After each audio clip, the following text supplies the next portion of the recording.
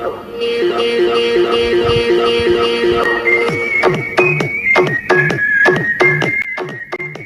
Guys, আজকে আমি আপনাদের শিখাবো কিভাবে ফ্যাক্টরিতে রাজ করতে হয়।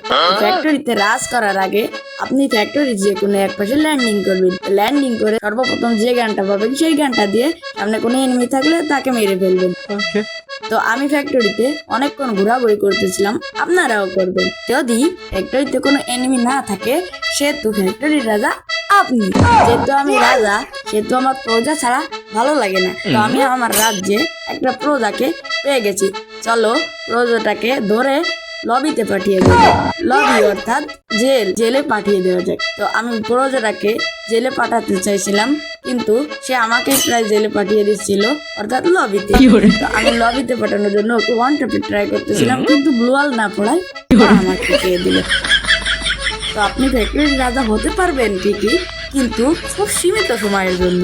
আর এমনিতেও আমার টিপস অ্যান্ড ট্রিক্স শুনলে আপনারা প্রত্যেকদিন মাইনাসই খাবেন।